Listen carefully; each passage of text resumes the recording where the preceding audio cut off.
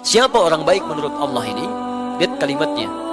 Ketika seseorang diinginkan oleh Allah menjadi orang baik, ternyata tanda pertamanya bukan diberikan dunia, tidak diangkat posisi kedudukan dunianya, bukan diberikan materi melimpah ruah, tapi yufaqihu fiddin.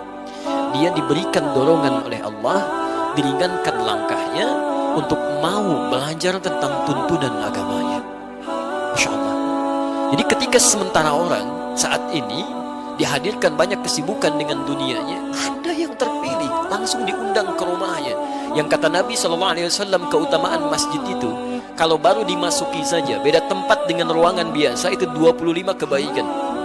Jarak masafatul ula wa thaniyah, jarak satu keduanya 500 tahun, dua ketiganya 500 tahun, tiga keempatnya 500 tahun.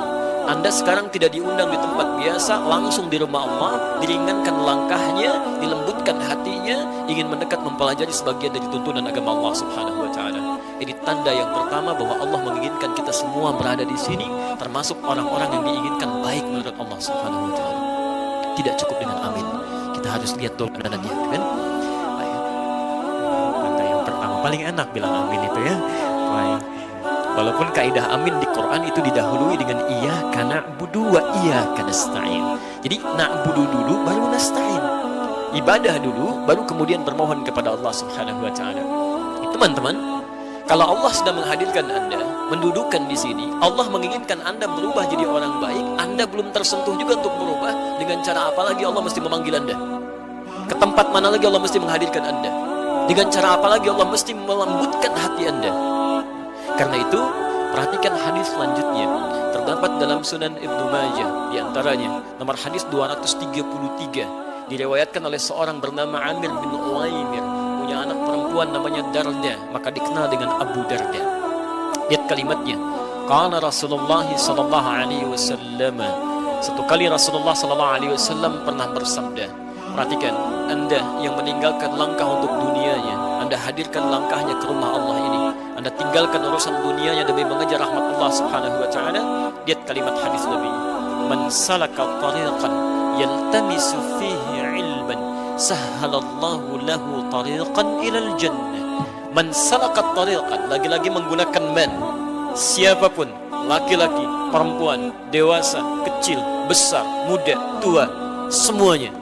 Salaka tariqan, yang menyiapkan langkahnya menempuh perjalanan, yaltamisu fihi ilman, dia berniat tulus ikhlas karena Allah untuk belajar sebagian dari tuntunan agamanya. Ilman, kalimatnya nakirah, bisa sedikit, bisa banyak, bisa materi yang sederhana atau materi yang kompleks. Perhatikan, semua langkah Anda, perjuangan Anda sampai tiba di sini, kalau benar ikhlas melakukannya, sahhalallahu lahu tariqan ilal jannah. Allah akan balas semua itu dengan meringankan langkah ke surga saat semua orang hampir mendapatkan kemacetan di dalamnya. Saya kalau dapat macet dengan teman atau staf kami di jalan, Ustaz macet, alhamdulillah, mudah-mudahan di akhirat kita lancar, mereka macet. Sederhana itu kan. Nah, teman-teman sekalian, selesai ya. Itu dua. Ketiga agak cepat. Lihat kalimatnya.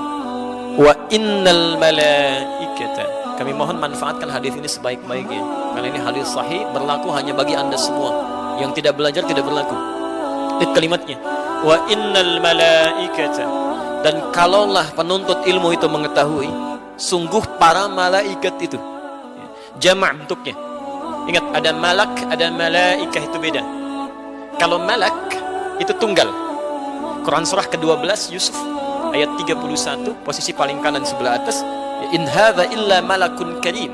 Ya, ada seorang nabi, ya, rasul, ganteng luar biasa, ya, diangkat menjadi rasul oleh Allah, sampai-sampai begitu lewat, masya Allah, itu kan, perempuan-perempuan yang cantiknya luar biasa melihat Yusuf sampai teriris tangannya. Ya, wa qulna hasya lillahi in hadza illa ma hadza bashara illa malakun karim. Masya Allah, kata mereka, ini sih bukan manusia, ini malaikat yang menjelma dalam wujud manusia. Yusuf disebut dengan malak, bentuk tunggal, ya. Ganteng-ganteng nabi, rasul, ya. Orang sekarang ganteng-ganteng serigala gitu kan, agak beda. Baik. Tapi yang paling menarik, ini nabi, rasul, ganteng, dan membangun hubungan dekat dengan Allah Subhanahu wa taala. Dia tidak berzina, dia menghindari pergaulan yang tidak baik, dia mendekat kepada Allah Subhanahu wa taala. Ganteng, Nabi, Rasul, dekat dengan Allah. Anda bukan Nabi, bukan Rasul, gantengnya Anda tidak seganteng Nabi Yusuf. Anda lewat ibu-ibu belum tentu kepeleset gitu kan ya. Sedangkan Anda jauh dari Allah, Anda kurang apa lagi ya. Karena itu bertakwalah kepada Allah subhanahu wa ta'ala. Tapi di sini innal malaika bentuknya jamak, dan sungguh para malaikat itu jamak yang tidak disebutkan berapa jumlahnya. Dalam kaidah bahasa Arab ini menunjukkan jumlah banyak tanpa batas. Jadi Nabi menyampaikan kalau penuntut ilmu itu mengetahui banyak malaikat yang tidak diduga berapa jumlahnya, la tadau ajnihataha ridan li talibil ilmi. Mereka membentangkan sayapnya sejak orang-orang ini berangkat dari tempat dia tinggal, hadir di majlis ilmu sampai pulang kembali, memohonkan ridha kepada Allah Subhanahu wa taala untuk orang-orang itu. Dan ridhanya malaikat setidaknya memiliki dua makna.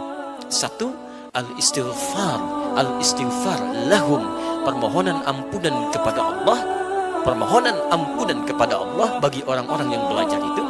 Dan yang kedua, talabur rahmati minallahi subhanahu wa ta'ala, memohonkan rahmat kepada Allah supaya setidaknya doa-doa orang yang belajar itu diaminkan dan dikabulkan oleh Allah subhanahu wa ta'ala. Mudah-mudahan, maksud saya, setiap kita yang hadir di rumah Allah ini mendapatkan bagian dari hadis Nabi SAW tadi. Semoga siapapun kita termasuk orang-orang baik menurut Allah subhanahu wa ta'ala. Dan semoga siapa yang hadir saat ini sampai kembali nanti, seluruh perjuangannya, waktunya, tenaganya, fikirannya diganti oleh Allah subhanahu wa ta'ala dengan kebaikan-kebaikan yang tadi disampaikan.